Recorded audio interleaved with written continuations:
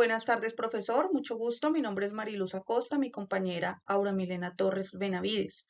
En esta oportunidad de etapa de profundización, Contabilidad Financiera 3, vamos a trabajar la presentación de los estados financieros y la aplicación de las NIC 1 en las compañías. Los temas a trabajar en esta presentación: tenemos una breve introducción, cuál es el objetivo de que se apliquen efectivamente todas las NIC en las compañías y cuál va a ser su proceso, la presentación de los estados financieros, cuál es su estructura. Vamos a hablar de la estructura del estado de situación financiera, el estado de resultado integral, el estado de cambios en el patrimonio, estado de flujo de efectivos y las revelaciones o notas que deben presentarse en cada uno de ellos. A través de esta presentación y en este espacio vamos a poder identificar cuáles fueron los cambios que realizaron las empresas para adaptar toda su presentación de estados financieros de acuerdo a las NIF y cómo la NIC 1, que es quien nos indica cómo es la presentación de los estados financieros de acuerdo a las NIF, empieza a darnos todas esas bases para que la información sea totalmente clara, transparente, sea una información entendible, que no importa si las empresas tienen sucursales en diferentes países y que algunos países implementan las NIF plenas o las NIF para pymes, siempre están en la búsqueda de que la información sea completamente transparente. Acompáñenos en este espacio a conocer cada una de esas estructuras dentro de los estados financieros de las compañías y cómo empezó a aplicarse una a una. Bueno, la norma internacional de contabilidad 1, es decir, las NIC 1, está contenida para la presentación de estados financieros en los párrafos 1 al 104. Básicamente se aplica para presentar y preparar los estados financieros con el propósito de que sea una información general. Esta norma aplicará de igual forma a todas las empresas, incluyendo las que presentan estados financieros consolidados, que serían en este caso las NIF 10, y las que presentan estados financieros por separado, que serían las NIC 27. ¿Cuáles son las bases que establece la presentación de los estados financieros? Ellos buscan como propósito, a través de las NIF, que la información sea una información fiable y una información comparable. ¿Qué quiere decir esto?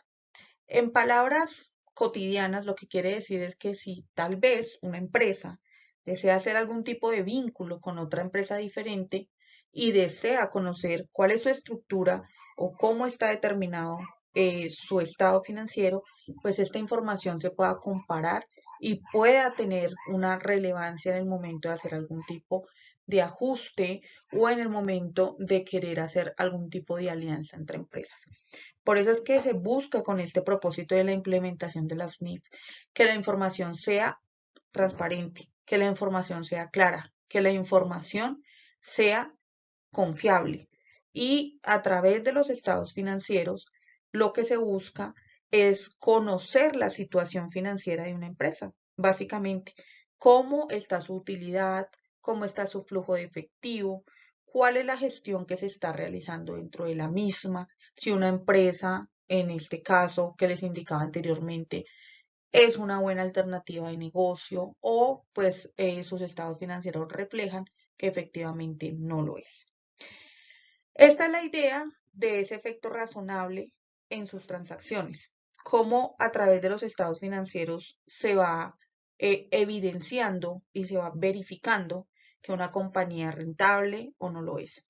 Esto básicamente bajo las mismas condiciones que sería el reconocimiento de los activos, pasivos, patrimonio, ingresos, costos y gastos. Cuando todos los informes se manejan de la misma forma y bajo las mismas estructuras, es muchísimo más fácil poder identificar cuál sería la falencia o cuál sería el punto fuerte de una compañía.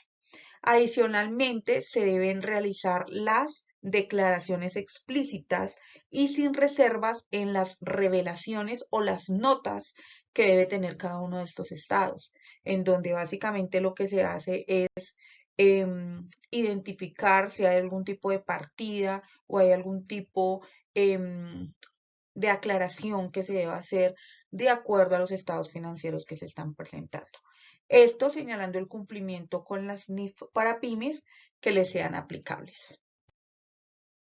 La uniformidad de la presentación de los estados financieros. Entonces, básicamente aquí nos indican que las partidas de los estados financieros se conservarán de un periodo a otro, puede ser anual, a menos que sucedan las siguientes las siguientes dos situaciones.